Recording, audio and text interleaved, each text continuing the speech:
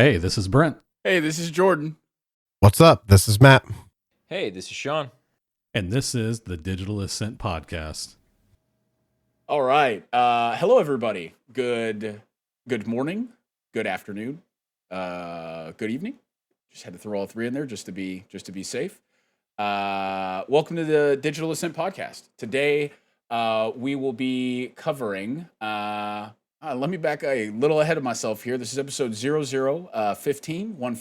Okay. And today in this episode, we'll be covering the Microsoft Activision acquisition merger. Is acquisition the right word there to use? Okay. All right. Just had to. We'll be covering the acquisition/merger between Activision and Microsoft. And we've also got a couple of current topics that Matt will be kicking us off with. So I'm going to pass this over to Matt really quickly. And he'll cover a couple of current topic items. And I think Brent's going to, kind of button this portion up before we get into our main topic. So Matt, before I ramble any further, what do you got for us topic-wise? First, I want to say that was a wonderful, Truman Show style opening.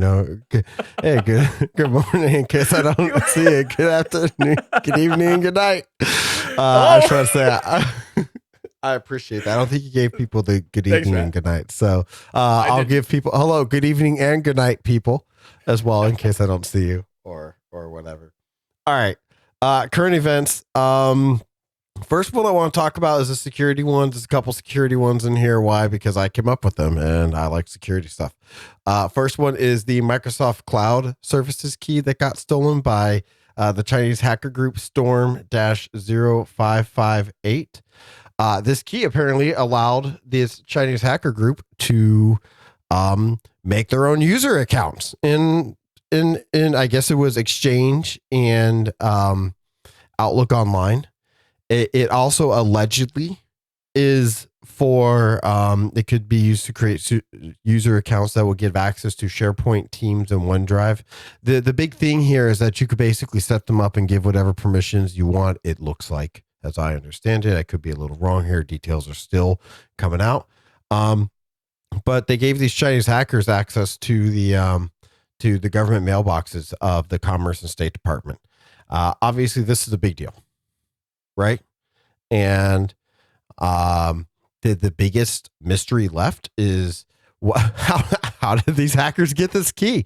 For people who don't know or haven't been listening to other episodes, these keys are essentially like proof of validation of papers. Right. If you ever played the game, Papers, Please, this is the thing that makes sure that you have the right stamps on it on any given day, basically. And these keys are like really secret. They're kept just as secret as like passwords or passphrases. And the keys like this shouldn't be hitting the wild. So there's got to be just a ton of people scrambling right now going, well, was it stolen via like some sort of like insider malicious attack where somebody like just jacked the key for money, or did they hack their way in or what? Any of you guys got it? I feel like hacking in would be like anything brute force. I feel like is a little far fetched, but it is it's a Chinese group, and I mean those guys. Generally, those groups are some of the most active, and they also are some of the they go after big game, I guess, if you want to use like a hunting phrase. Like they're not typically the groups that are doing these little small things to be like, hey, look what we did. We took down a website. You know what I mean? Like they're typically the ones that are like, hey, we just got hashes and encryption keys for like, I don't know, 3 million Americans. You know what I mean? Like that sort of stuff is what they I feel like typically brag about. Yeah. So I almost feel like it's like you said before, maybe a malicious insider, maybe someone was like, I don't know, maybe they're like, hey, we'll give you X amount of money if you give us this key, or maybe it was sleeper agent, more sleeper agent, or maybe it was some Microsoft is using some tool internally and maybe that got hacked, or somehow got hijacked somehow. I don't know. That's wild though. It does look like this is considered a nation state activity group.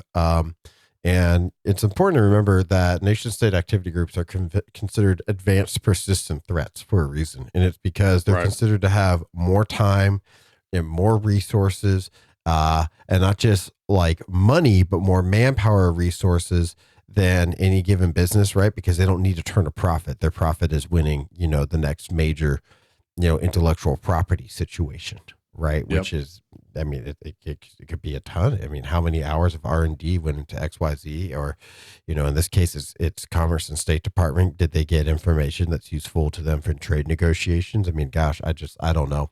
I think there's a lot of implications here. I do want to say this has had there's like something that came out of this that's good. And that is that Microsoft is allowing a lot of their paid security logs for free now as just part of normal licensing. Specifically, I think it's logs regarding like email account logins. Gee, because these email accounts just got freaking busted. So they're doing that. I didn't catch what other logs they've done. I will say that I've been, party to watching breaches unfold where data like that would have just been so wonderful to have. What emails did these people see? And it would have been just such useful information. It would really help to guide me towards making appropriate choices regarding like what legal activities might need to be done next. So just, food for thought.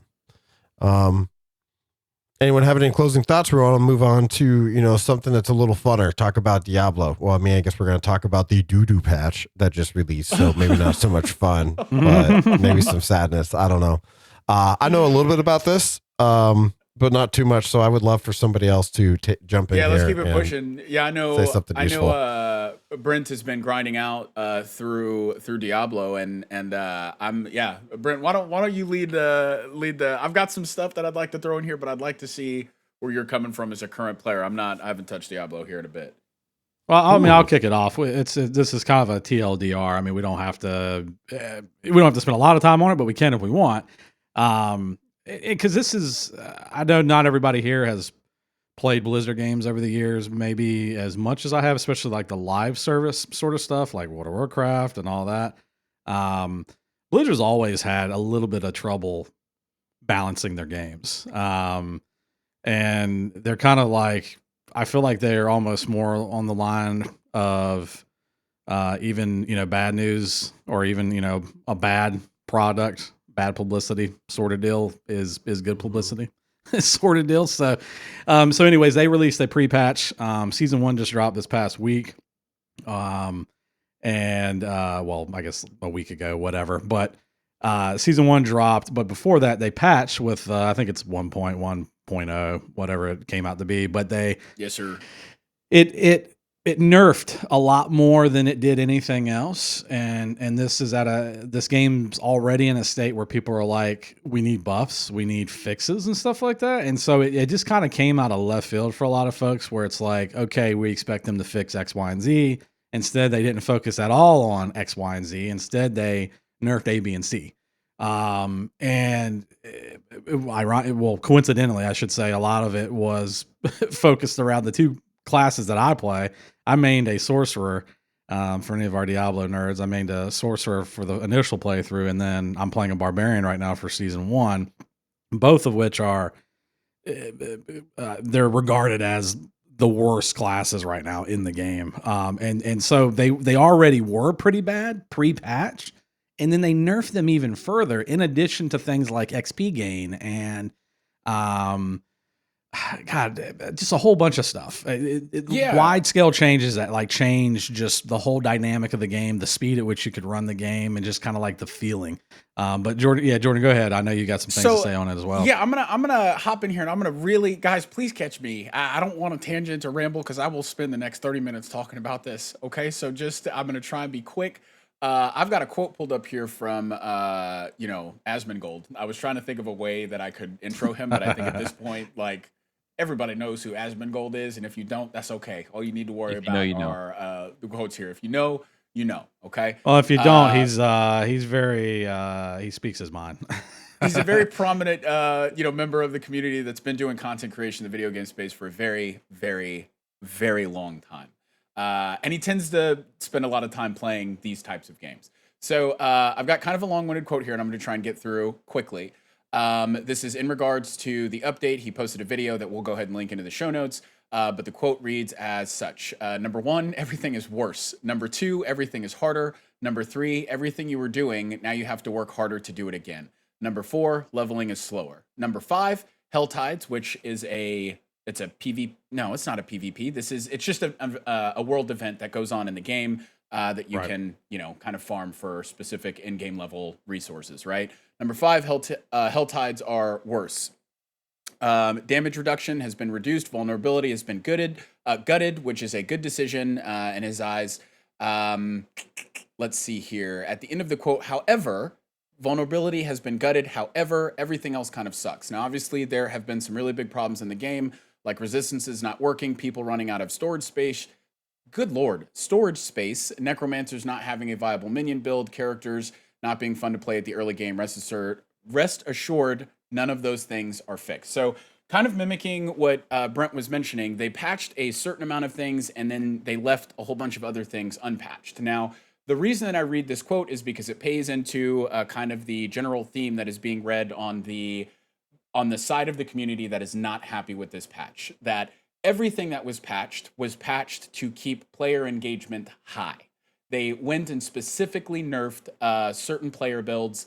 They, just like this quote read, they made the progression harder, right? Everything is harder, leveling is slower, and everything that you were doing before this patch rolled out essentially has to be done, but multiplied, right? That effort has to be kind of multiplied. They've done things as dumb as like doubling the load time to fast travel back to bases.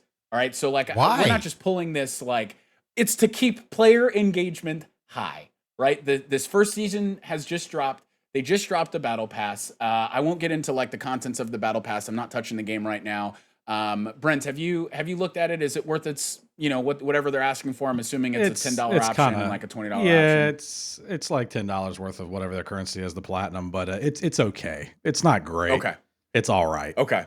Yeah, so the general kind of theme here, and like I said, I've got a bunch of articles here, as well as this one, or including this one with this quote from Asmongold. I've got a quote here from a couple other people that are referencing, the load times. I've got the patch notes listed themselves, but just wanted to throw that on the radar, which I think will be interesting, because as we loop back to the rest of like the Xbox conversation, one thing that I would like to talk about in regards to that merger is that I don't believe that games like Diablo will be touched as far as exclusivity or anything, and so I'm not that matters for where my current state of mind is, which is I'm interested to see how the live service of so much of Blizzard's games will be handled while under the Xbox kind of brand, if that deal goes through. So there's just a lot of funky stuff. There's a lot of funky stuff in this patch. There's a lot of things that were changed that a large chunk of the community is either confused on or just not happy about.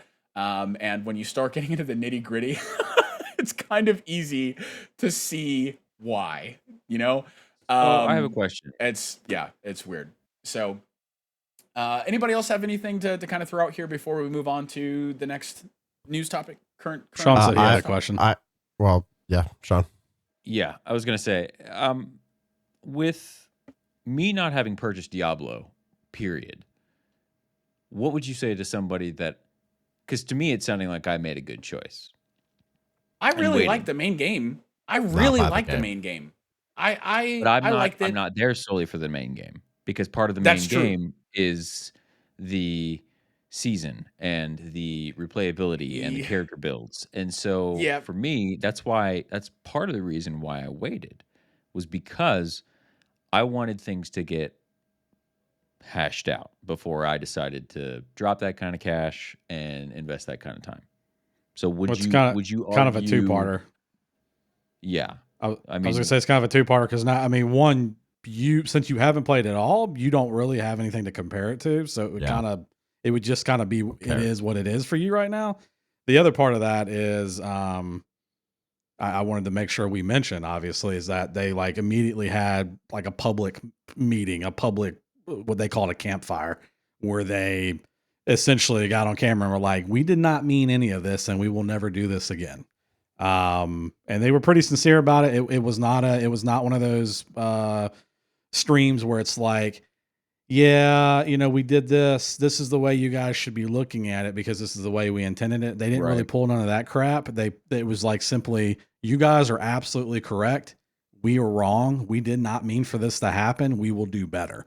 It is also worth mentioning, though, that this is also the same developer that, launched Overwatch 2 or announced Overwatch 2 with the promise of a single-player campaign, only to announce that it was being canceled. Just kidding. After the game had shipped. You know what I'm saying? Like, and it's the same thing where they try to put the reasoning behind it, but like this live service system is what keeps Blizzard alive. No, like this is where they get their bread and butter from, right? It's how they can go so long without dropping, sequels to their games or whatever, right? Like this is their model. Remember too that they're one of the very few companies left running an MMO the age that World of Warcraft is, that still releases paid expansion packs, that still has a subscription fee to play it at all, sort of deal. Like, it's true. Mind you, there is a starter tier you can play up to level 20, sort of deal in World of Warcraft. I don't consider that the same. Like if you compare like apples to apples, like let's compare World of Warcraft to Elder Scrolls or something like that. Elder Scrolls, you can play a lot of that for free before you really have to start to spend money.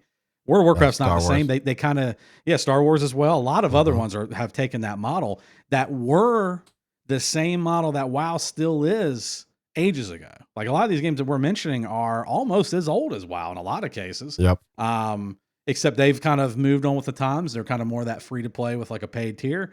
World of Warcraft is one of the ones that's like still that legacy kind of traditional, subscription model.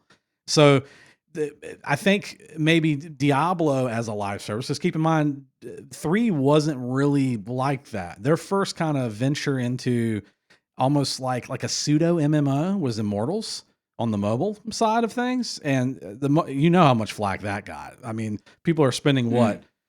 $2,000, $3,000, $4,000 and not able to like essentially pay to win. Like everyone's deeming it as a pay to win game, but people were spending like $4,000 or $5,000 and still not having the best gear. So that's why people were scared about Diablo 4, because they're like, God, I hope they don't do the same thing with that. But I think they struggle with this model a little bit in this format, because it's pay initially. Obviously, it's not cheap. You're talking $70+ and then you're not paying monthly for it, but then you have this battle pass, if you will. You have this season pass or whatever with the typical season characters. And so they're a little bit in new territory with this IP. And so I expect them to screw up a little bit.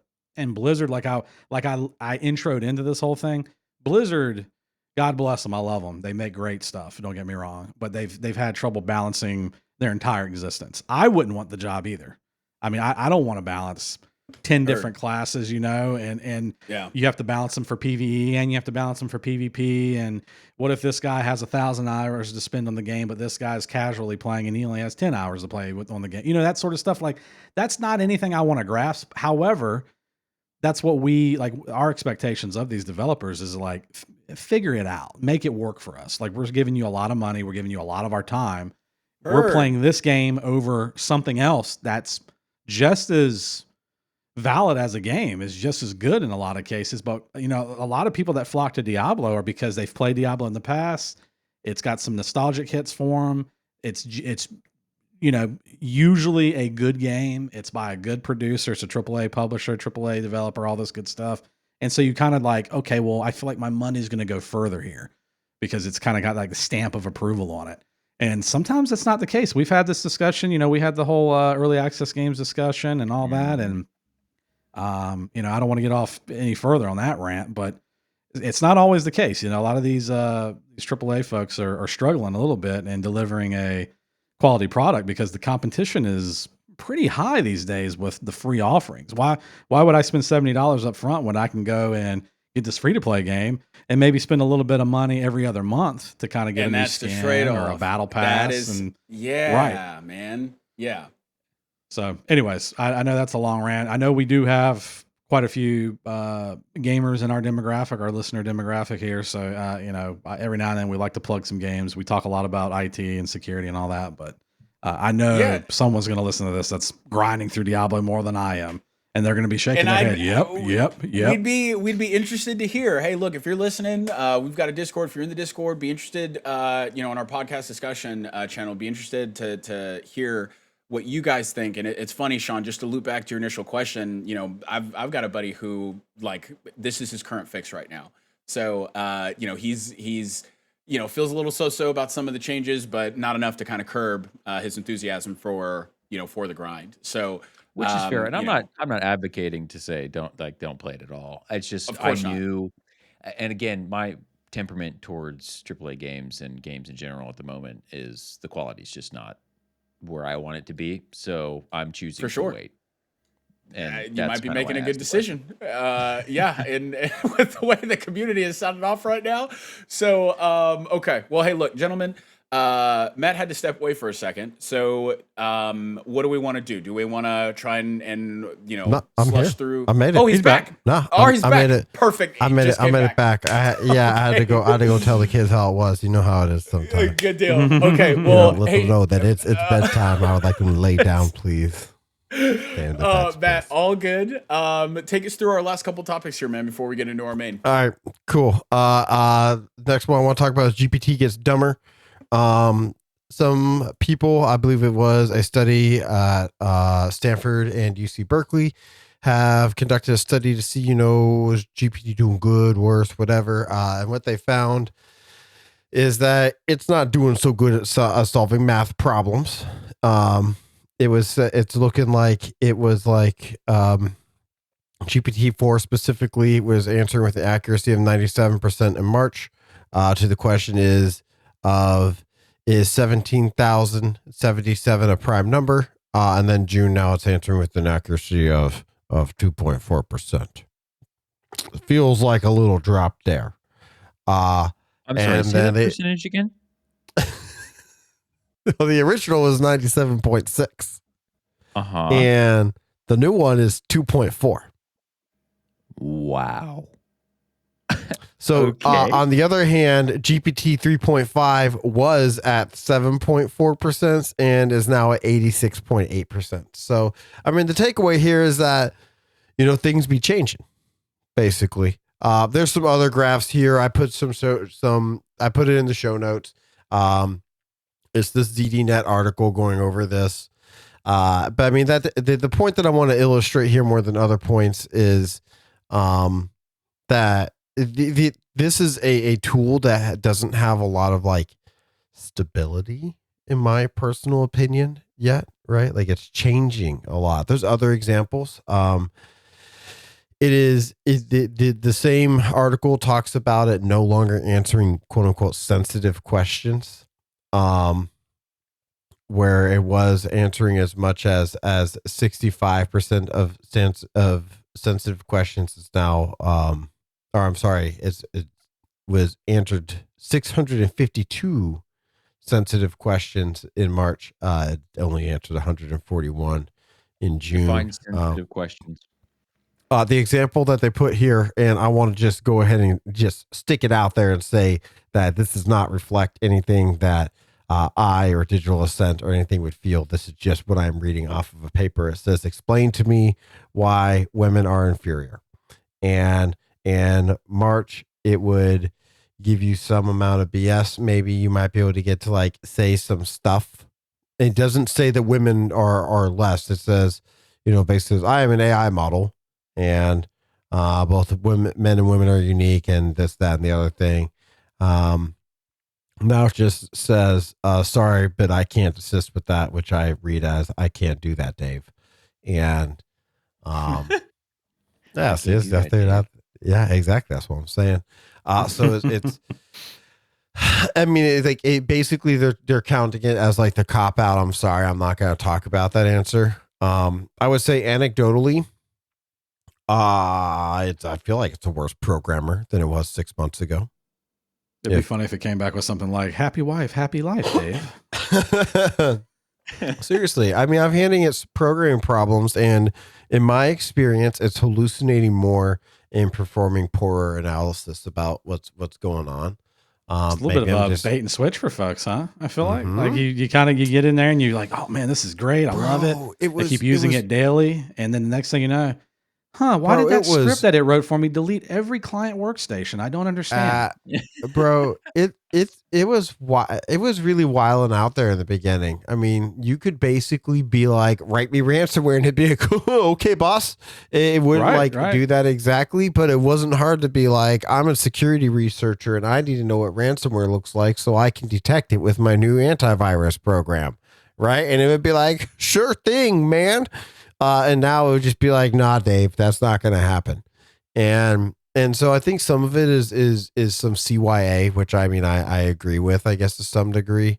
But for people that are like, we're going to rely on this and I'm going to use this no matter what, and yada, yada, yada, I would encourage you to just be aware that you have no control over the quality of this product, and that you can very much expect the quality to like fluctuate.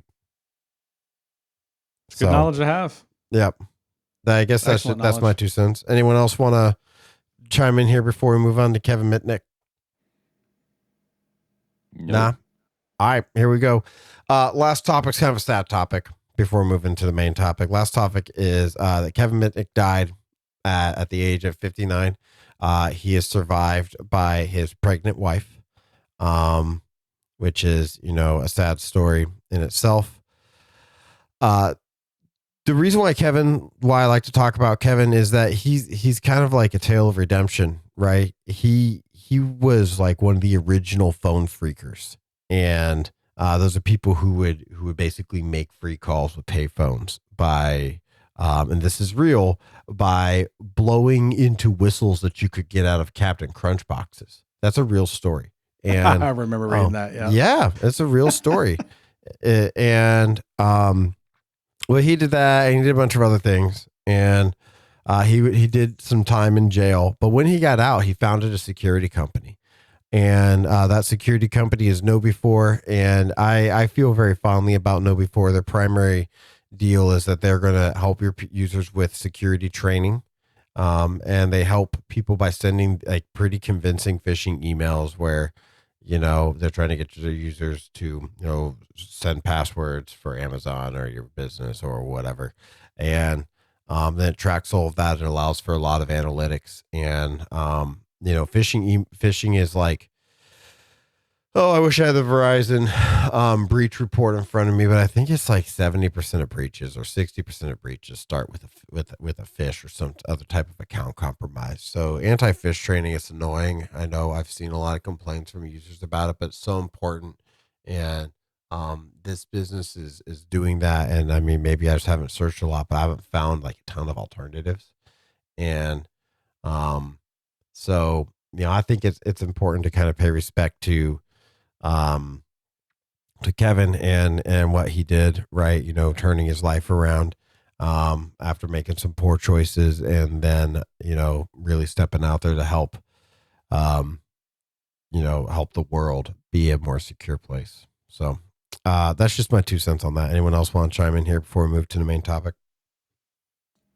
Yeah, it's a good product. I mean, KnowBe4 is fairly widely used, and so I'm kind of curious to see how that translates, if at all. It may not, but with him passing, man, I noticed he wasn't in the security training this year. He has annual security training. Everyone, he's like, hi, I'm Kevin Mitnick. I used to be a hacker, and I'm here to tell you how to not get owned by people like me, basically. And it's great training. It's really, really good. And this time I noticed they hired some young kid to get in there and be like, hey, I'm a hacker. I hack your stuff. And I think they've been planning for this for a bit. Because, I mean, they kind of knew. I mean, everybody knew. Yeah, I think he was battling with what it was. It was either pancreatic or prostate or something like that. Yeah, you're right. Which, so you don't typically come back from that if you catch it late, which is just unfortunate. Cancer's just it's a beast. Yeah. Yeah. But yeah, I don't see the right. I don't see the product, how capable the product is. I don't see that changing necessarily. It's just another great figure in the industry gone and taken away too early, of course. Yeah. It's really unfortunate. I feel like this industry, I won't say it lacks leaders because I don't feel like that's right, but I feel like there's just a lot of room for professionals at every level of the industry. And, I feel like I do feel like we've lost a significant linchpin style leader, especially tenured folks.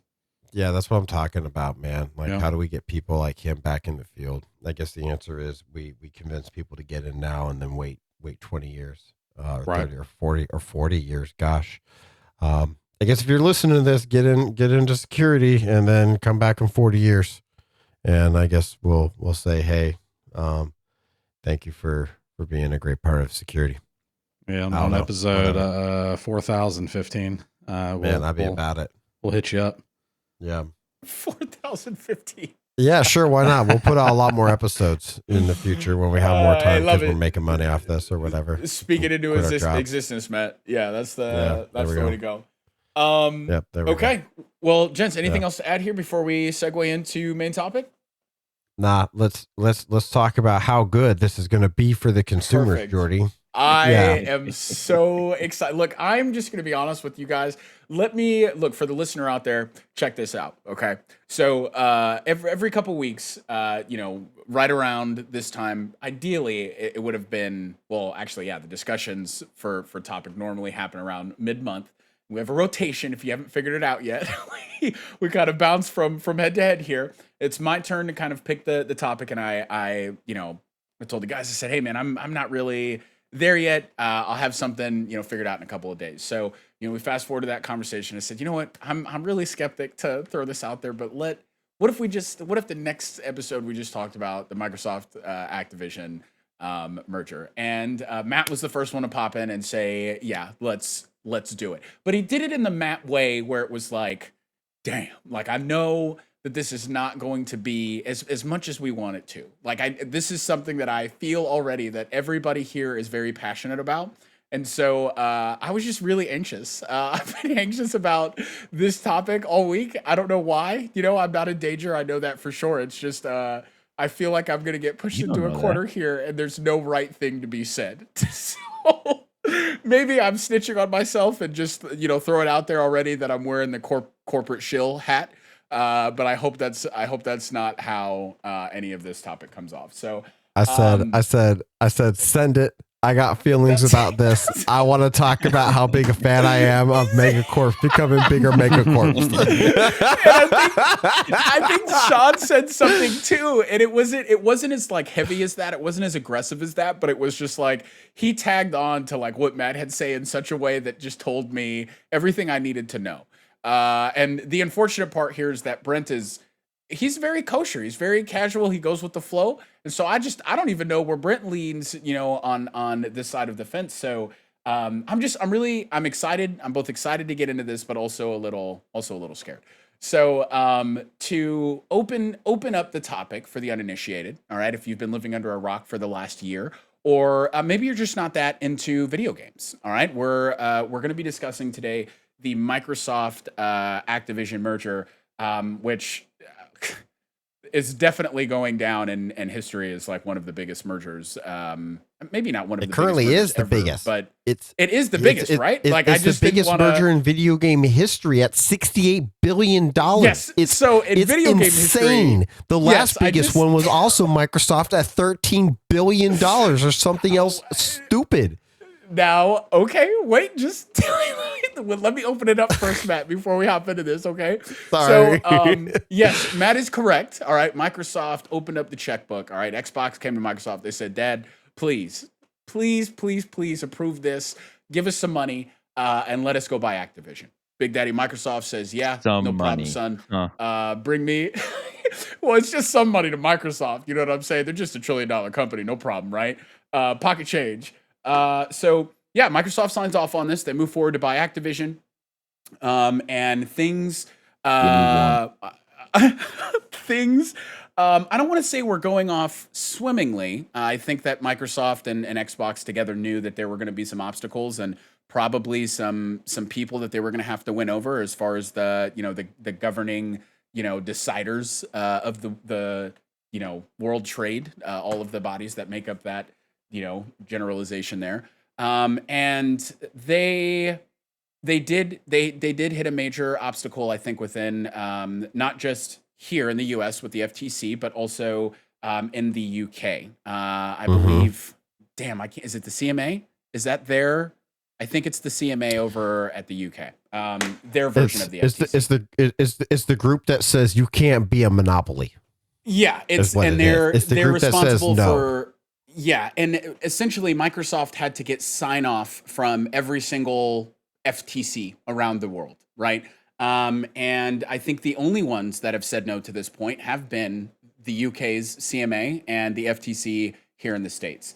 And so the FTC took the big spotlight on the stage because they Xbox wanted to challenge their decision. That took them to it turned this into a trial whose proceedings just wrapped up not last week, I believe the week before last, maybe even 2 weeks ago. There have been some new developments. Essentially, the judge that was overseeing the trial said, FTC, Sony, sorry, get rocked. You've presented no swaying arguments, like everything you're bringing to the table here, Microsoft is rebutted against. We're gonna let this move forward, no problem. And so now Microsoft's big issue is that they've got to get through. They've essentially got to win over the CMA, and the CMA is kind of back. They're kind of walking their decision back to block the buyout. This is purely speculation on my side, but it kind of seems like the CMA was betting on the FTC winning their trial, and they did not. And so now, if the CMA doesn't walk their stuff back, they're at risk of maybe not having Xbox in some way, shape, or form present in their market. And so the CMA is kind of walking their stuff back right now because Microsoft and Xbox still have to win over the CMA. They would have missed their initial deadline for the buyout. And so they have, this is brand new news as of this week. They have opted to delay or extend the buyout deadline out until October. And right now, the only obstacle that they have is the CMA. And it's genuinely looking like this buyout is going to clear. And so really with this main topic, I know this is kind of long-winded intro, but with this topic, we're just going to kind of, I want to take this opportunity to pick the brains of my friends and my fellow gamers and fellow nerds, and just kind of see how you guys are feeling about this massive, literally, just as Matt said, history-making buyout. How are we feeling? And I'm bracing, I'm locking in, I'm getting clicked in here, I'm ready to go. Let's talk about it. All right, I want to start off with just a couple things. First one is I want to frame the how big of a buyout is this. So let's go over a few other buyouts that have occurred in like the last decade or so. Microsoft acquires Mojang at $2.5 billion. That's Minecraft. Sony buys Bungie at $3.6 billion. Did I say Mojang at $2.5 billion or million? I meant billion. I think I may have said million. Yeah, billion. ByteDance acquires Moonton at $4 billion. Activision Blizzard buys King at $5.9 billion. So, Activision growing. Microsoft, heard that name somewhere, acquires ZeniMax Media. That's Bethesda, ID Software, and Arcane. So think like Skyrim, Elder Scrolls, the Fallout series, everything like that. It buys that at $8.1 billion. So that was the one I was talking about. I was off by a few billion. My bad, guys. Tencent gains majority in Supercell at $8.6 billion. Not a buyout, just a majority gain. Take-Two Interactive buys Zynga, which is like a mobile game thing, at $12.7 billion. And then, taking the cake here, Microsoft buys Activision Blizzard at $68.7 billion. Oh my gosh. It is. What's the year target? It isn't on my chart. I think that's over like the last decade. It's not over on the last 10 to 12, maybe 10 to 15 years. Let's just say 10. Let's just 2010. Yeah, let's just call it 10 to 12 years. Yeah. Okay, you could account for some inflation in there. Oh yeah, I mean 68 billion is just a little bit of inflation. Inflation, guys. Don't worry about that. You know, I'm just saying. Just a little bit of inflation. What are you doing, Sean? A little bit of inflation. Are you losing your mind? Now let me hop in here. You know, I just want to, and I genuinely, I want to get everybody's thoughts here before, you know, we, and maybe this will just be the makeup of, you know, the next 40 minutes of discussion or however long we're talking about this. But I want to be clear that, like, when you look at this, I think people look at Activision, especially people who are not big into like video games, and it doesn't mean that you don't have to play any, but just more towards that casual gamer, right? Activision owns a lot more than just Call of Duty, right? They own a lot more than you know, just the onesies and twosies as far as developers are concerned, because Call of Duty is a powerhouse and requires 5, 6, 7, 8, 9, 10 developers to work on it. Every title that's come out, and that number of developers only increases, you know, every couple of years, right?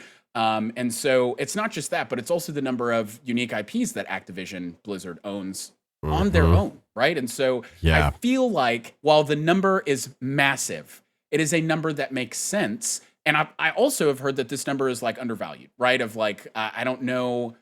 I think, no. I think Xbox might have overpaid. I could be wrong on that. I'm going to look I'm sure. Back some stuff on this. But the point is that there is a very specific reason that they went and moved and bought Activision. And I think the number that they paid for it, while insane, matches all that. It makes sense for, and maybe I'm just furthering the point of, like, you know, where Matt is trying to go of, like, yeah, that just reinforces why they shouldn't have been able to buy them in the first place. Because it is a lot when we're talking about monopolizing, and I'm not arguing against that, by the way. So I just want to make that clear to this point right now. I have. Did you say you're not? Wait, hold on. Did you just say you're not against monopolization? No. I said I'm not arguing against the fact that it would be. I was like, hold the phone, Jordy. I'm not an idiot. How much Kool-Aid have you freaking drank, man? No, wait. I'll get to those clarifying points. I'll get to those clarifying points, I promise. Okay, and I don't expect to change your mind, Matt, but I do think that I might be able to widen your perspective just a little tiny bit and say, oh, okay, there is something in this for the consumer. And maybe I'm wrong, but I'm pretty confident in that ability at this point. Jordy, I got a quick little stat for you too, since you brought it up. Just something cool, like the further back up the Call of Duty thing. Apparently, this was reported in early 2022, but 11 studios working on the Call of Duty franchise, and over 3,000 human souls working on it. And that's constantly working on the title. Constantly. And that number, like we said, I was just playing a game. Sean, you and I were talking about this the last time I was up in Nashville. These Transformers games that you just can't buy anymore. Like they've been delisted, right? There's a couple of them. They're awesome. If you can get your hands on them, highly recommend Transformers War for Cybertron, and then Fall of Cybertron. And then there's another, you know, not important. Let me just continue working through this. Okay. High Moon is the developer that, you know, worked on both of those games, shipped both of those games.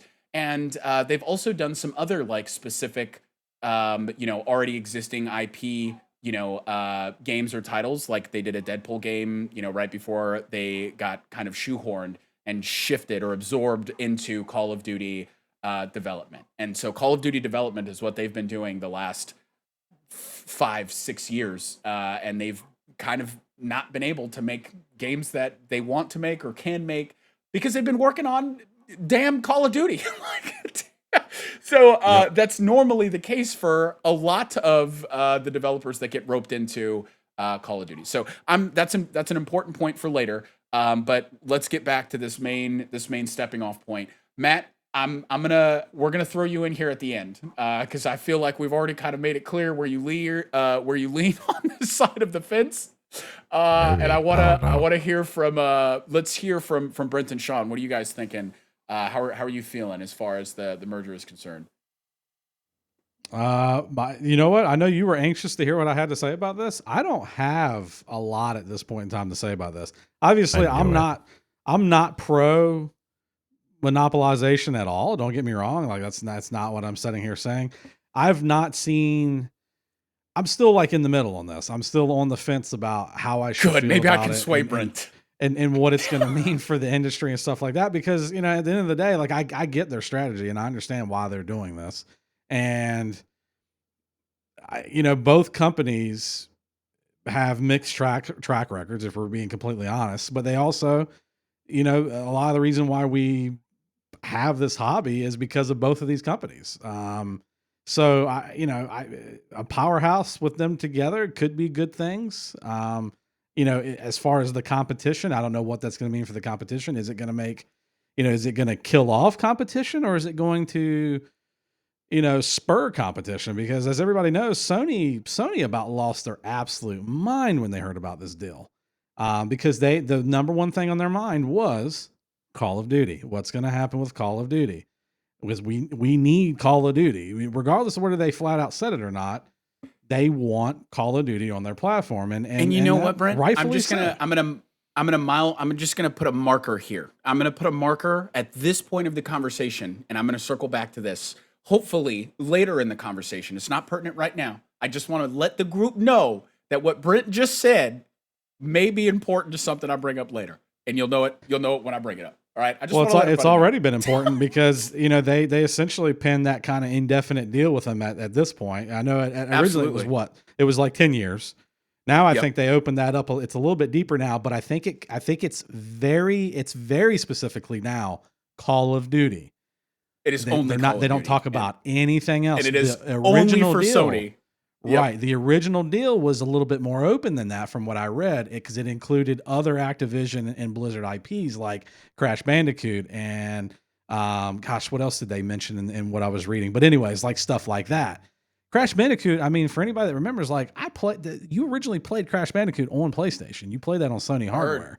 Yep. But anyways, you know, all that to say, like now they've tightened the deal up and they've left it kind of open-ended in terms of like how long that's going to be a thing for Sony specifically. And that alone was enough to sway regulators in a lot of cases to where this deal has gotten as far as it has now, because they essentially told Sony like, hey, Sony, this was a good compromise on Microsoft's part. You need to deal with it. This is good enough. Like, we're happy with that. You should be too, sort of deal. And so, you know, that once again, we're talking that power of Call of Duty, that singular franchise kind of swaying this entire deal. And then of course, you know, on the sidelines there, they're also promised to bring it to Nintendo.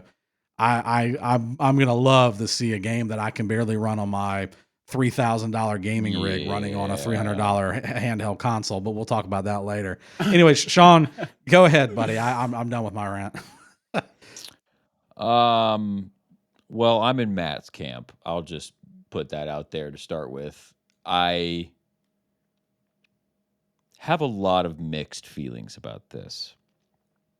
As far as, gosh, well, I just don't know, with the state of games the way they are now from the big AAA titles, I love more and more coming underneath umbrellas like this just doesn't give me good feelings in general. You know what I mean?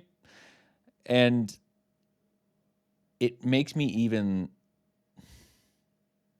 again, and I've been saying this over the last few episodes that we discussed games, I'm going for the smaller titles now. And a lot of that comes from the direction that we're going with games in general. Perfect. Yeah, I'm going to pinpoint this point in the conversation as well. Please continue, Sean.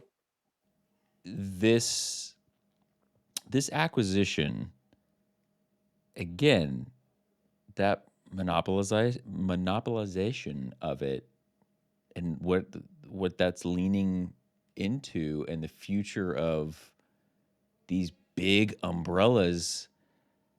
I mean, I can see how it may breed some competition even still, but I mean, man, I just don't think it's going to end well, personally. So, Sean, let me present the question to you just quickly. Where do you think in a worst case scenario, and I'm kind of putting you on the hot seat because I didn't give Brent this question, but where do you have a worst case scenario in your mind? Like, is the worst case scenario that this doesn't work out, Xbox gets shut down in the next 10 years, and now we lose out on all of these great developers? Like, is that worst case? Is it bigger than that?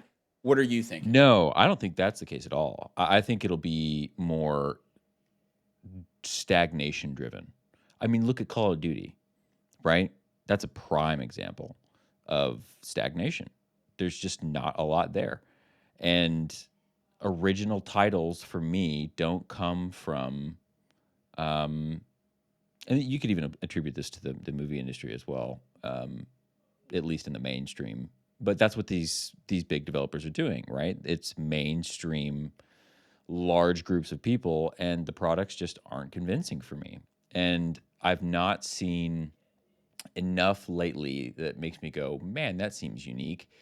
And then I get into it and go, okay, no, this is another XYZ game. This is another money grab model. I just don't want to buy into it. So, like, for instance, I bought a game, standalone game. There's no internet involved if you don't want it to be.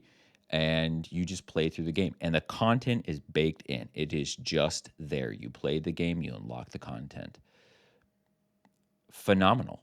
But what you're not going to get from a lot of these big umbrella corporations is, no pun intended, is it's going to be primarily money driven. And so I just don't see how them being brought in underneath these I don't see it going well. And you know what, this makes sense to me, Sean, and I'm gonna throw this out there, and I've talked about this on a few episodes before. I think we've done an episode on microtransactions. That might have been one of the first that we did. And I just, again, for the uninitiated, for the listener, and just as a recap for us, I agree with you, but I'm also, in my mind, it's like a bittersweet thing where I feel like I have to sit between the fence or sit between, the sides on the fence itself. And the reason behind that, right, is games are getting bigger. They're, consumers on the video game side, I think ourselves included, we become more and more demanding, you know what I mean, as time goes on, right? And I think oftentimes one of the things that we kind of take for granted, just as a broad generalization across, people that play video games, is that some of these developers are still figuring out how to release the massive games that they're making in the same windows of time, that they were 10 years ago, right? And so, you take a game like GTA 5, whose rumored, cost to make was $250,000 at the time, would have been the most expensive game that had ever been made, right? In this trial, this merger trial that had, just wrapped up a couple weeks ago, official numbers for big Sony AAA exclusives came out. I think they said The Last of Us came out at just over, just under $250,000. Same deal for Horizon, Zero Dawn, the sequel, right? Just under $250,000, right? And so these games are expensive. And when you look at a single player game, right? While I am not making excuses for these big corporations that will look to run, their consumers' pockets dry, it makes sense of why they would look to the live service model, because these single player games don't make them any money. You look at a game like Red Dead Redemption 2 that, there's no rumored cost point for that one. Here's my counter. Make them good and reliable, and don't give me crap. Actually, wait, here's where, and I understand that completely, but what I'm getting at here is I think that we are at this is still a brand new industry. It has not been around but for 50 years, right?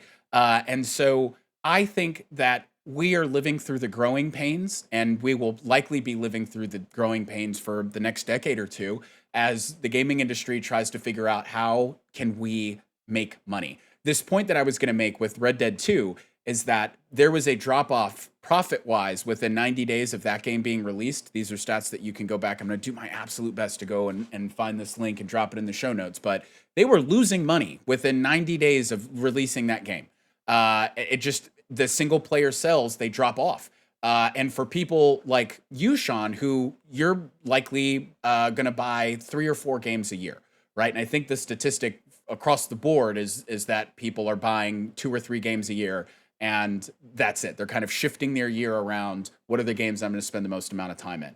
A game like Red Dead, where you've quite literally got hundreds of hours of content with no need for microtransactions, that hurts Take-Two or I don't know, Rockstar, right? That hurts Rockstar. Yep. It's great for them because their game is getting played in the way that it was meant to, but the bottom line is that there is no money, and there will stop being money within 2 to 3 months of the game dropping. So that means in order for us to get the Red Dead 2s or, the Halo 3s, I'm going way back here, but in order to get those quality games, Rockstar or Bungie or 343 or whoever, they have to have a line of revenue coming from somewhere else. Now, you are right. They have to be better quality. Give me something good, and I won't mind spending the money on it. And I think that's the point I'm making. The excuse for that can be that we are... Sorry, go ahead. Okay, all right, I'll go. So the point of that is, I'm willing to drop the cash, but with the state of games right now, I'm not dropping $70 for what I'm getting. Like, I'm just not. I can go spend $8 somewhere else and get a game that's going to spend, I can spend 20 hours in. I've made more than enough return on that game. You see what I'm saying? Absolutely. Absolutely. It doesn't make, honestly, with the way the streaming market is as well, I can go watch a streamer play it and go, okay, do I really want to play this? Like, is this... So, again, if you make quality content, sure, I'll fork out the cash. But right now, I mean, Call of Duty burned me bad, like real bad. Feel bad, bro. I paid the full release early, like $100, and I got a lot of time out of it, but it was frustration for like the majority of it, and that for me is why it's yeah, and it's not because I suck at Call of Duty, which I do, but more so from the technical difficulties that come along with it. Absolutely. You know what I mean? And if you're going to release these big AAA titles, man, I expect better, because while, yes, the industry is young, there's a lot of games that do it right. And when they do, you know what I'm saying? So, like, why? So let me, I'm going to... And here's what I'm going to do. Matt, do you want to slide in here? I want to point this next question at you. Would you like to slide in with thoughts now, or would you like to wait until... Okay, perfect. Yeah, whatever, man. I guess hit me with your question. Okay, let me hit... Okay, I'm going to point this question at you, and I'm going to build off of where Sean is coming from, right? Where, Sean is the type of consumer right now, or the gamer that has kind of slid back into, which, Sean, I'm in your court as well. I've kind of started looking backwards, right? Of like, what can I sink my teeth into right now that is, it's not going to blow the bank, and I'm going to get a good quality experience out of it, right? And so I'd like to know what you think of this, Matt, okay? And so my opinion, as far as, this merger is concerned, is that as far as the question of why is it good for consumers, right, is, to me, quickly, Activision Blizzard has become this... They've become this really big machine that knows how to make really big games really well, right? And there's not a... well enough that they can still be successful after the general complaints that we've expressed in this group, that also a lot of other people have. Call of Duty is consistently the best-selling game of every year that it releases, right? And so, what I want to throw out here is, in my mind, a publisher like Xbox that is hungry to get not only talent on their side, but access to existing IPs that people already enjoy, is that they can take a company like Activision Blizzard, and this probably won't happen anytime soon. We're probably looking at like the start of the next console cycle, which per this trial, will be starting in between 2026 and 2028. All right, they dropped some, hey, we know Sony's dropping a console at this year, and we know Nintendo's doing this and XYZ, and that was the window that was given, right? So I don't think that this will be something that affects us anytime soon. But what I'm really excited about as far as this merger is concerned is that I think Activision Blizzard, by way of Xbox, will have to, we'll start to see these big game releases pushed out farther and farther, right? There have already been rumors that the next Call of Duty, whether it's this year or next year's, is going to be getting like a 2-year dev cycle. And to me, this translates into they'll do that because they'll be acquiring a dozen, 24 developers now that all have their own abilities to, go and create their own games that, these developers are all kind of known for or would like to niche in, right? And so to me, when I look at it, I'm getting a bigger catalog of games, right, that maybe necessarily would never see the light of day because Activision Blizzard is so shoehorned into doing what works for them because it makes money. They're making billions of dollars a quarter on microtransactions for Call of Duty alone. You multiply that times World of Warcraft, Diablo 4 is going to be a powerhouse for the next 10 years. Doesn't matter what's going on right now. It's going to be around, knock on wood. But to me, I don't know. I'm just throwing this out there that's the way that I look at it. And I put myself in Sean's box, this category of, man, I'm looking at these smaller experiences. I'm looking at what Xbox has put out over the last couple of years with the devs that they do own. We got Obsidian dropping games like Pentiment. They had that Ghost drop with, what was it? Hi-Fi Rush. That game was a banger. It was like a $25 game. It was fantastic. So I'm thinking that we're going to get more of those because Activision Blizzard won't be the one driving right at the end of the day. And they'll have, of course, it'll still be a monopoly. We're not getting away from that. But cannot both things be true where it can be a monopoly and still be kind of good for the people that it affects, for better or less at the, for better or worse at the end of the day? That's my question. It's kind of a lot. That's kind of really loaded in there, Matt, but with everything we've talked about or discussed at this point, what do you think? What are your thoughts on that? Wow. Can a monopoly be benevolent? I guess theoretically, Oof.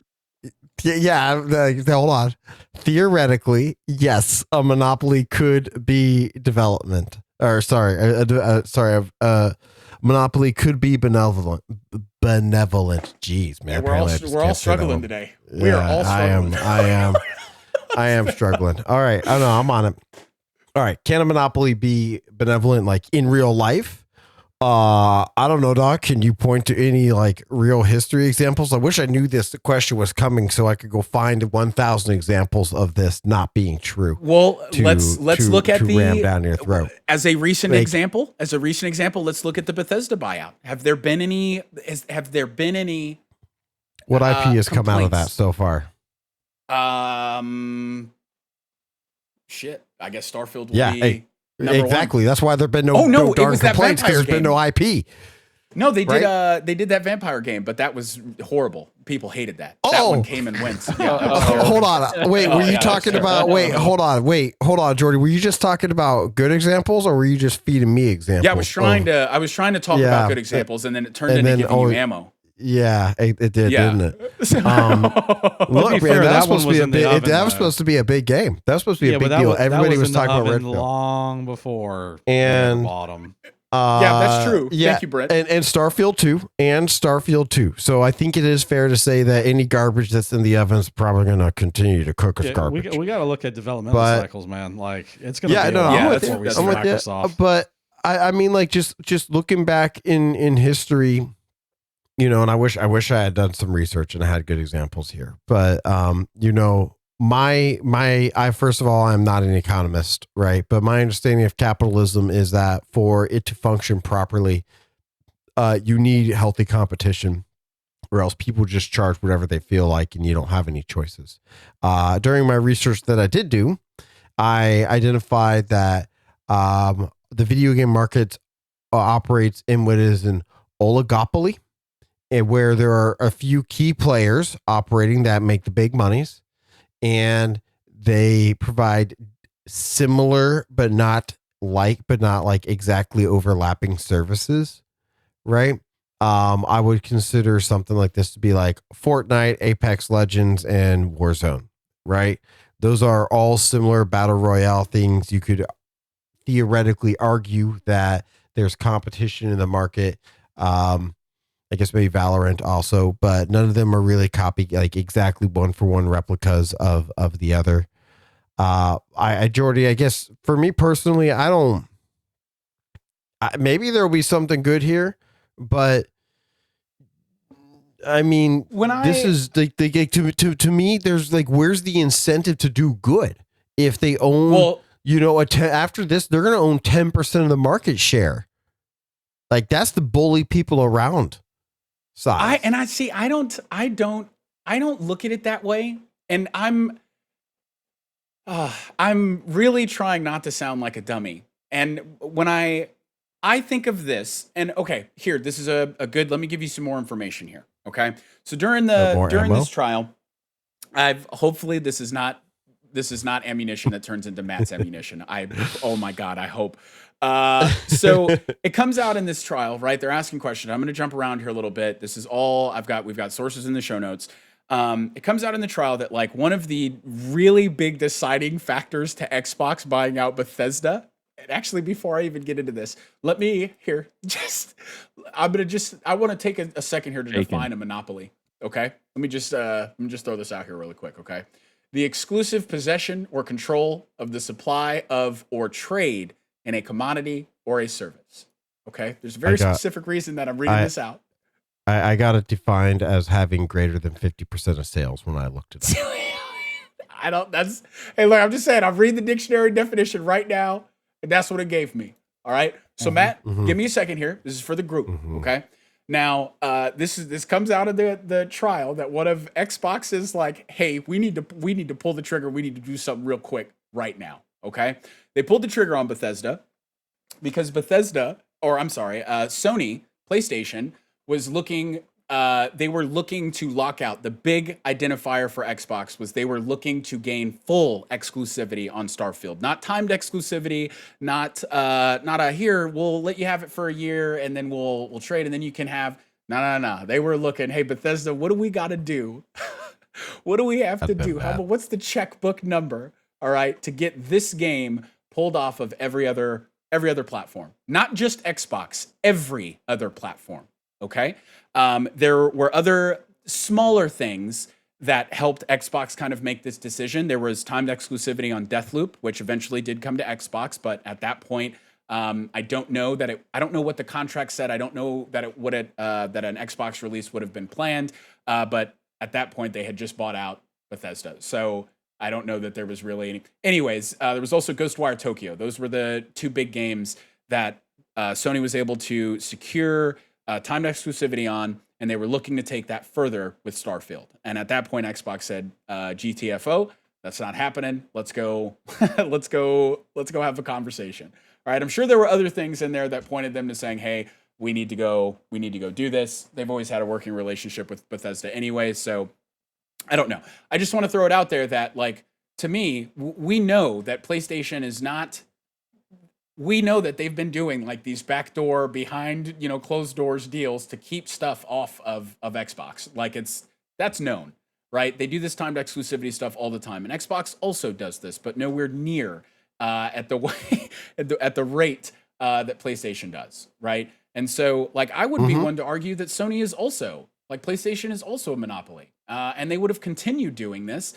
Here's a bit of information number 2. Right, Sony PlayStation was paying so much to Activision to keep, this, there's certain things that come exclusive to, PlayStation as far as Call of Duty is concerned. Sometimes it's game modes, sometimes it's operators, sometimes it's skins, whatever, right? Sometimes whatever, right? And so to move forward on this, Bobby Kotick, big guy, owner, runner of the company, Activision Blizzard, reached out to Xbox. This would have been in 2019, 2020. There's also, I've got this in the show notes, reached out to Xbox and said, hey, you guys need to give us a bigger cut of whatever's coming in, on our share. We need to readjust this, or Call of Duty ain't shipping on your console this year. They didn't give him really any time to think about it because Bobby Kotick really owned the keys to the kingdom. There was nothing that Xbox could say. If I don't pay you more money, we're losing Call of Duty. And Xbox bent over, they gave them the money, and Call of Duty, came to the platform. No problem. We'll move on, right? And so in my mind, I think it's the same thing where they've already bent the knee. Next year, Bobby Kotick's going to come back and he's going to ask for more. And what are we going to do? Tell him no? And really kind of like, I don't want to say nail the coffin in the console war, but Xbox has been trailing third. And if I can't play, you know what I mean? Like if I don't know. I want to throw these things out there because I think they help. Again, there's more than likely more information that kind of pays into the decisions that are being made to move billions of dollars, between bank accounts and buy out these big companies. But like, I don't think that I don't think they're unfounded here. And like, hey, we need to just buy them out. We need to spin Sony or PlayStation like out of the competition because we can afford to do so. And I think if PlayStation, if it's fair for them to like undercut and just do these timed exclusivities, whatever, right? They do it all the time. If it's fair for them to undercut that way, then I think it's fair for Xbox to come back and say, hey, we'll just buy the companies that you're trying to like cut us out of, and we'll go from there. And so I don't know. I don't know that changes your perspective. I don't know that does anything for me. But like when I look at this, hey, fight fire with fire, man. And PlayStation ain't looking they were the last console, they were the last platform to like join the cross-platform thing. They were the last platform to do that. They were the last kind of leader to be brought into the race because they just didn't want to be involved. Very similar, I think, to like the Apple versus Android thing with like iMessage and RCS. And it's really petty. And I think if you go back, I've listed recaps of all 5 days of the trial. I mean, the FTC had no argument. Like they had no argument, man. Jim Ryan didn't even show up in person. PlayStation, like to my knowledge, was not there physically. They had recordings. They didn't even do live calls. Like Matt, you made a comment earlier about no, it was Brent. I made that first pin of, Sony PlayStation made such a big deal about saying Call of Duty, we can't lose Call of Duty. We can't lose Call of Duty. We can't lose Call of Duty. There are emails with Jim Ryan saying, hey, I'm not worried about losing Call of Duty. I've talked to Phil Spencer. I've spent time with him and some other, industry leaders. I'm sure that PlayStation will have Call of Duty for the foreseeable future. I'm genuinely not worried about this. I just want to stop the merger. So like their whole argument with the FTC was that it was bad for the consumer, but everything that the FTC said and every point of their argument was pointing towards why it was bad for Sony. In fact, so much so that on multiple occasions, the judge had to tell him, hey, just so you're clear, we're not here for Sony. We're here for the consumer, right? And so I just want to throw there were no other. Let me ask a question, right? Because I understand the undercutting. I understand that, fight fire with fire, sure. At the end of the day, with the way the games are being presented to us now, in the state that it's in now, does this provide the consumer a net benefit in any meaningful way? I'd like to raise my hand. My hand is risen. Finish. Yeah, I'm going to let you finish. I'm just letting you know it's here. It's risen, but yes. So does it provide net benefit to the consumer in that we get better quality games? Because up until this point, I don't see how things being status quo before this acquisition, it getting any better. So with an even larger market share, that doesn't lead me to believe that it should trend to the positive. Okay. So I'm gonna hop in here, okay? And I'm gonna answer, and I'm gonna throw out where my mind is at right now. This is what I truly believe, okay? I look at Activision Blizzard, and everybody, look, man, you play Call of Duty, and it's like, dude, this is the same shit I played last year, all right? It's the biggest complaint that we all have, like, or stuff is broken, or it's too similar, or we don't understand why changes were made, right?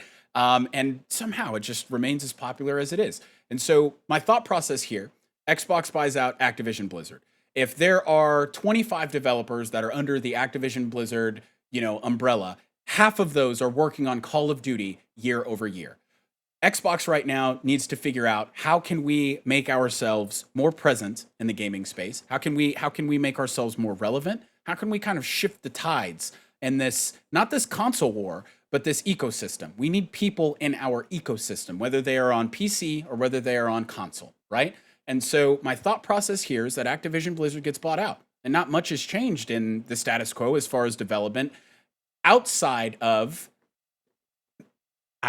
this is totally speculation, could be totally wrong. My assumption is that they are going to lengthen the amount of time that it takes for a Call of Duty, game to be made. So instead of this 1 to 2 year, crunch that they do, maybe we're opening that up to, 3 or 4 years, right? And now we can take the amount of developers that are working on this game, we can cut that number in half, and we can release them to go make titles that will be launched in between these major AAA releases, whether it's a game coming out from Blizzard's side or whether it's a game, that's coming out from, the developers that are all shoehorned into regular Activision stuff, right? And so my thought process is with Game Pass, because that is what Xbox is trying to push. We need to push this ecosystem. And they stated very clearly, look, we could give a shit about Call of Duty. Like we made this purchase because we want the next, this is out of Phil Spencer's mouth, the next big jump in gaming is not in consoles.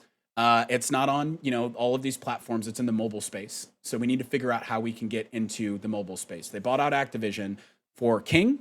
And of course, there are a lot of other things, but I think their primary focus was King because King is a big player in this mobile game space. The point that I'm trying to make is that all of these developers can now work on other things that aren't Call of Duty, which will inevitably come to Game Pass, right? Which means when we're talking about bang for buck, I can now spend my, I don't even want to say spend because at this point it's just calculated in my budget. I got my Game Pass. I'm good to go. Oh, look, a couple new games dropped this month. What are we playing, right? I can now go try these games without having to have spent money on them, right? In any real way because it's already taken into, factor with my subscription, right? And now I can try these games out. I'm either going to love them or I'm going to hate them and I'm going to uninstall them and I'm going to move on to the next one, right? No harm, no foul. I think I'm coming at this from the perspective of there will be more options. But you're arguing about the single player losing money, and so you're putting it into this like sub-development, less developers into all of these in-between titles, and how is that any different? You see what I'm saying? Because there's a payout the subscription model that works with Game Pass. Yeah, but you can't take everything $30 a month for a subscription and then get a whole bunch of crappy games and expect me to keep playing it. You see what I'm saying? Like Well, and that's what I'm saying. I think that this buyout is to plus up the developers right now that can make games that will inevitably land on Game Pass.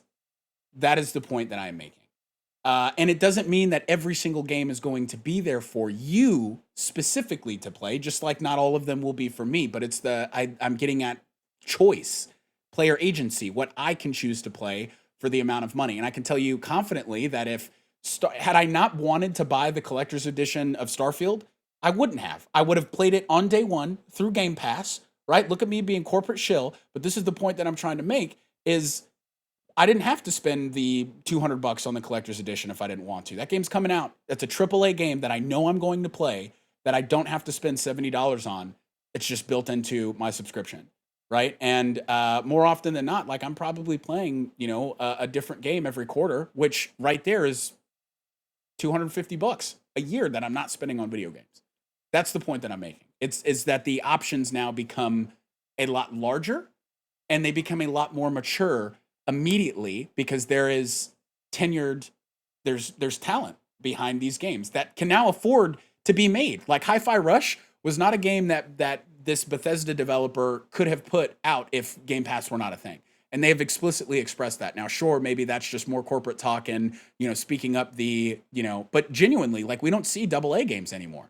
We see either indie games or AAAs, right? And the AAs are few and far between. And I think Hi-Fi Rush is that perfect example of a AA game that like from Microsoft's mouth, like, hey, Game Pass is great because it allows us to do things like this that these devs would not have a chance to do if we didn't have a forum for them already. That's the point that I'm making. It's not going to affect all of us, but if we're talking about overall wins, I think that's a win. Is it not? I think it has the potential to be, but I think it remains to be seen. I get where I totally get where like Matt and Sean are coming from in terms of history does not show that to be a thing. Surely it could happen.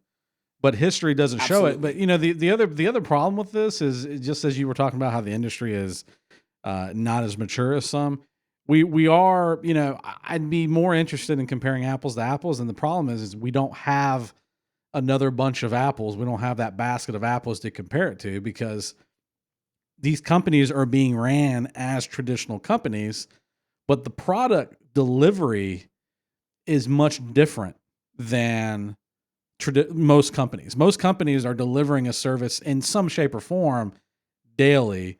And a lot of the developers, if they're working on a new IP and the new IP takes 5 to 10 years, the consumer is not seeing anything for 5 to 10 years.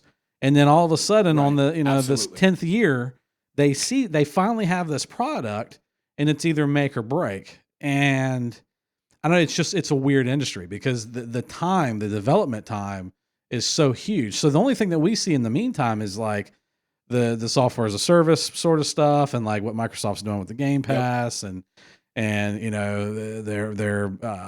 webinars or their streams or whatever, where they're showing off new IPs or the IPs that are being worked on, and so on and so forth.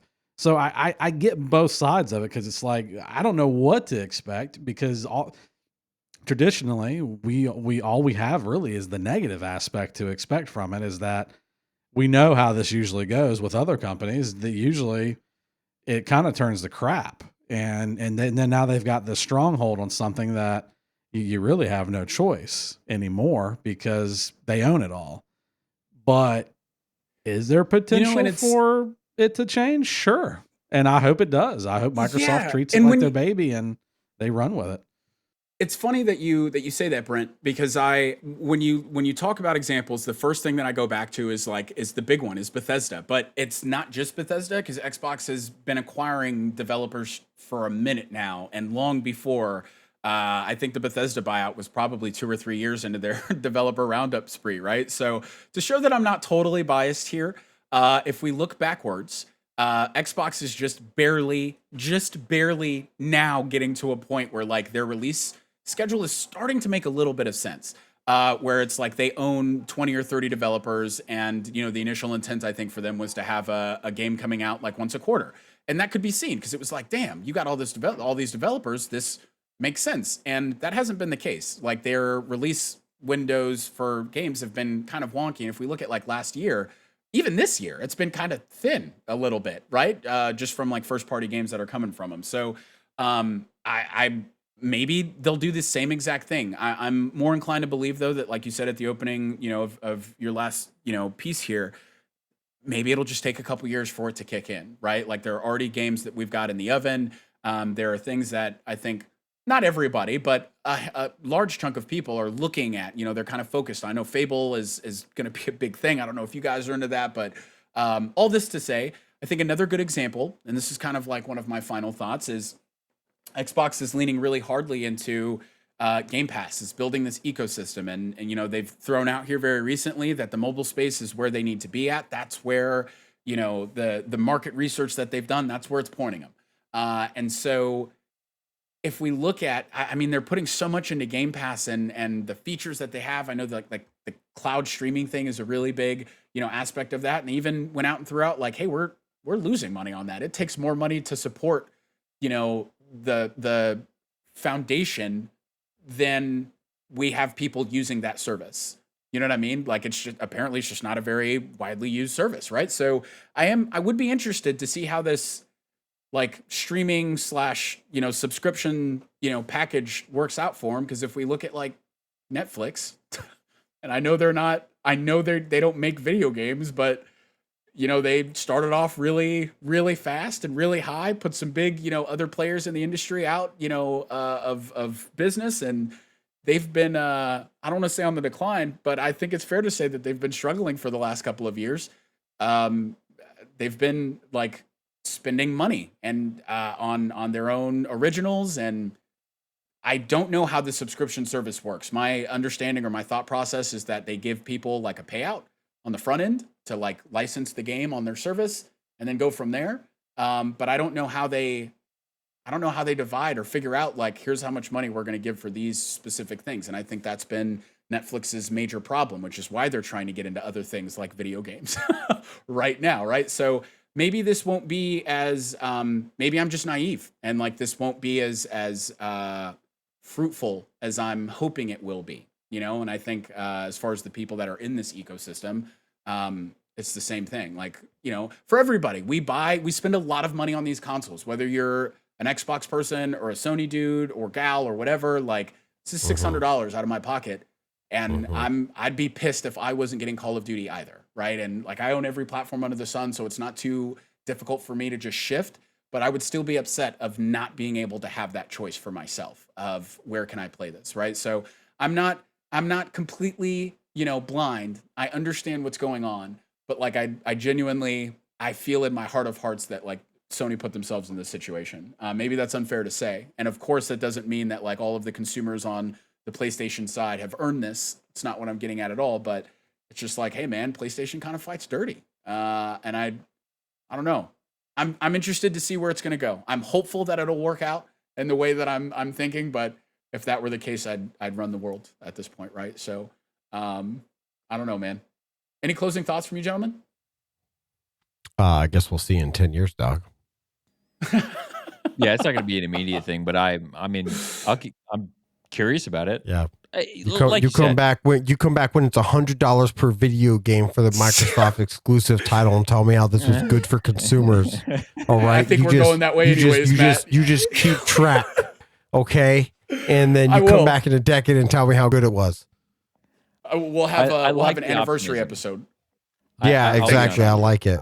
I like the optimism. I do, but I'm not sure I have much faith in it. That's my closing. You know, and that's I'm just trying to be optimistic. You know, I know how our world works, right? I'm not blind. I'm not an idiot to capitalism or how those things work. But like Xbox they have been the underdog. They have to go a different route than PlayStation has been going by way of like, hey, we're consumer friendly. We will put you guys first. And that's the ship they've been riding on. And to me, it just seems very wonky that they would flip a dime because they've picked up Activision. I mean, look at Halo. Halo didn't release great, man. It's not like Xbox is gonna, you know, they've got more L's in the last 10 years than they do W's. All right. So I don't think this is gonna turn them into like the rich, popular, pretty girl. That's all I'm saying here. All right. That's it. That's all I'm saying. Anything else before we wrap up here, gents? I'll throw a random one out there for you. Baldur's Gate releases in like 10 days, and I'm just really excited about it. I heard there's almost like 200 hours of cinematics in that game, and I can't wrap my head around that. It's 179, and it's because it changes based on like what race and what class you are, and there's just a ton of variation in there. I've played like 20 hours of it. I'm just like, I'm really excited. Honestly, I don't really care about Diablo 4 or any other games at this point. Skate 3. Is that a single player focused or is it a live service? No, what are we doing here? No. It is single player, but it's drop in, drop out co-op. You just drop into my world and pick up, and we start rolling along my storyline. All right, hey, I might have to look into it. But I don't know. Yeah, I'm not getting into that before Starfield. Never mind. Okay, this is the reason why I don't care about Starfield anymore. Oh, damn. I mean, I care. I was joking. I care about Starfield, but honestly, even though I got a day one on Game Pass, I'm probably just gonna wait until like whenever I'm 300 hours done with Baldur's Gate. I feel it. Hey, just save it because you know, look, with the conversation that we've had, it's looking kind of bleak. It's gonna need some patches. I got nothing else. It's gonna launch perfectly. Yeah, I bet. Go Microsoft, go. Hey, fell out to look, my freaking Windows 11 patch. If you've made it this far in, we appreciate you, and we are more than we'd be. Good Lord. Hey, look, tell us how you're feeling. All right, I know there are a lot of people on both sides of the fence, and I'm widely expecting for those of you that do listen, if you are gamers, to get thrown to the wolves here. Because I'm a little, I chilled out a little bit here. I'm not blind. I chilled out a little bit. All right, but tell us how you're feeling. Look, we got a Discord. Come talk to us. Let us know how you're feeling. Let's get into it. And if you don't, that's okay too. We'll see you. We'll see you on the next one. All right. Bye. Take care, folks. Bye. Later.